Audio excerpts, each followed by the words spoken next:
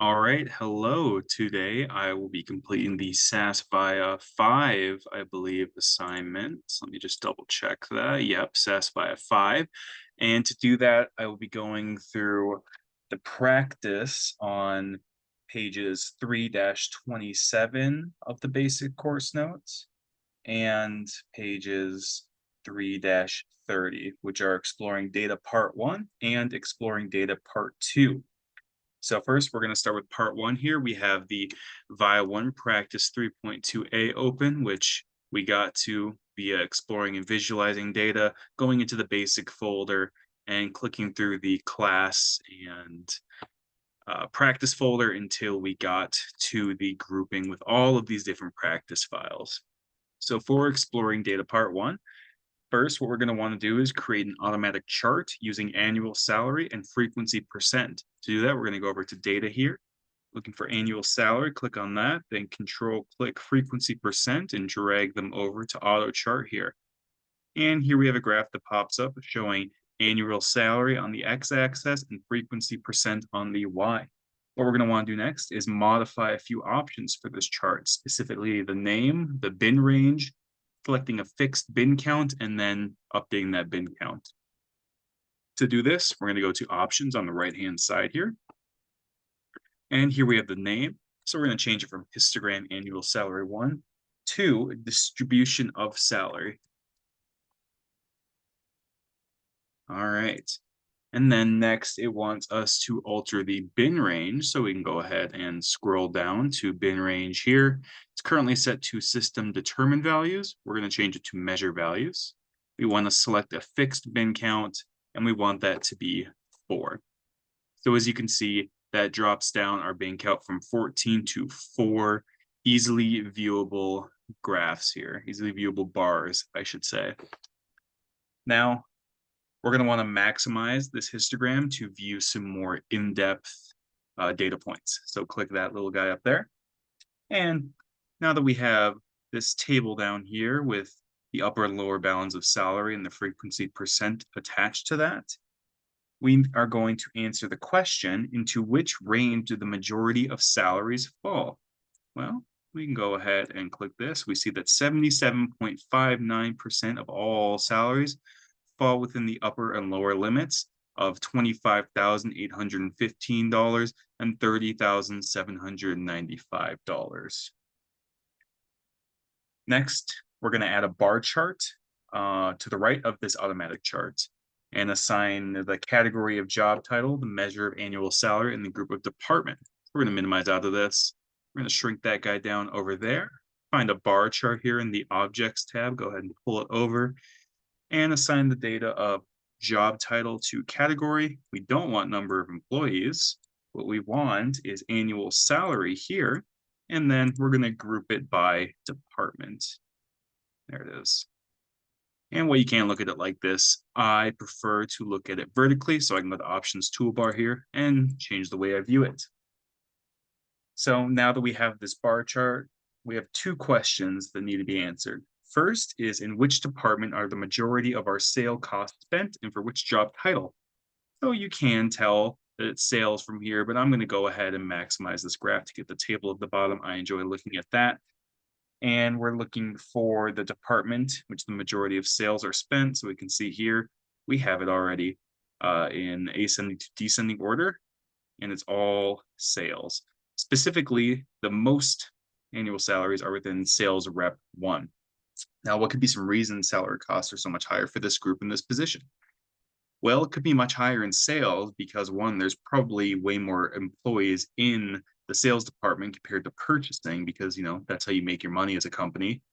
And 2, while this is, I'm assuming, base salaries, it could also be incorporating bonuses because in a sales department, sales reps often receive, bonuses for if they hit a certain quota or something along those lines. So it could be incorporating both of those under salary. I would need more information on this variable to account for that. But my primary guess is that there are more employees in sales than in purchasing. Now, why is there so much salary in sales rep 1? Well, this is just the most common role. You go from trainee to maybe temp, but for sure to sales rep 1. And this is where the majority of your employees fall. They don't have a whole lot of experience, a whole lot of training. and they are going to be the brunt of your workforce. Now, with that, we can go ahead and exit out. And if we wanted to save, we can click this little guy up here and save it and move on to practice three, or I'm sorry, move on to exploring data part two.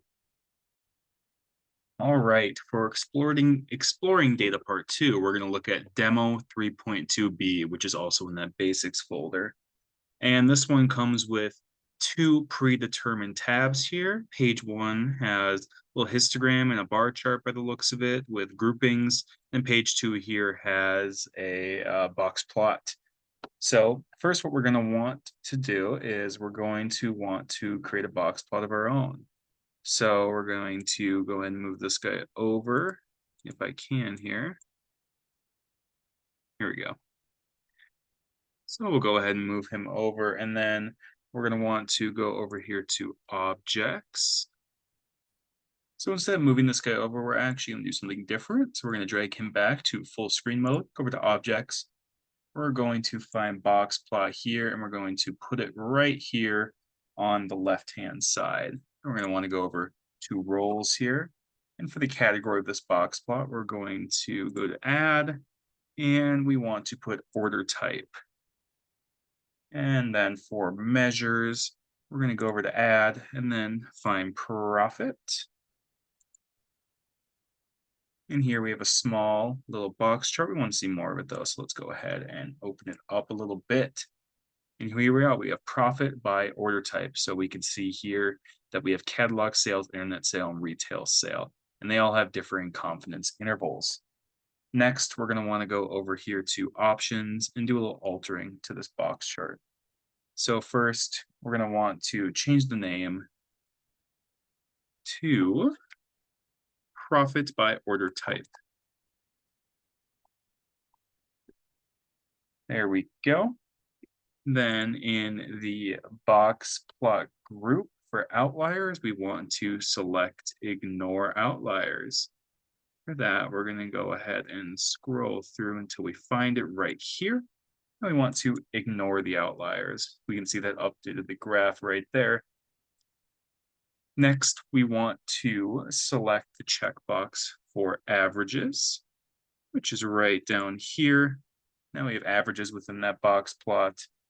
And we're also going to want to change a few additional things.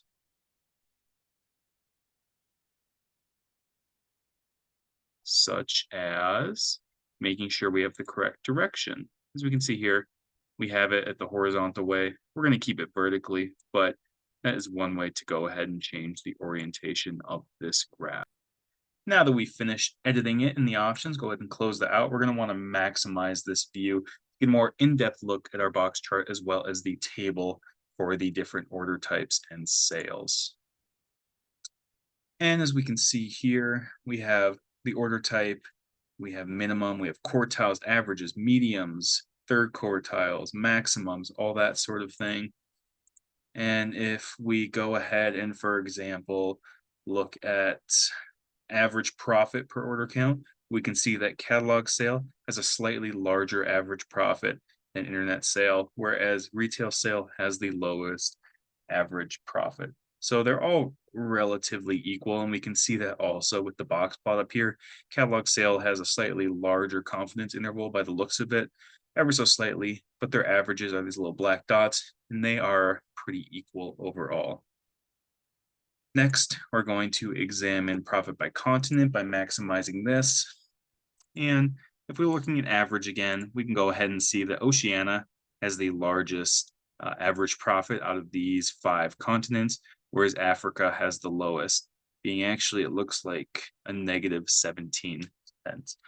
So that's all quite interesting, and it is just a way you can explore the data you're provided, visualize it, and easily access ways in which to explain it to individuals who might be looking for some very interesting answers.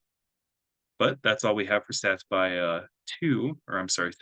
5, part 2. If I wanted to save this, you go ahead and click save, but we're not going to do that. And I hope you enjoyed and learned something.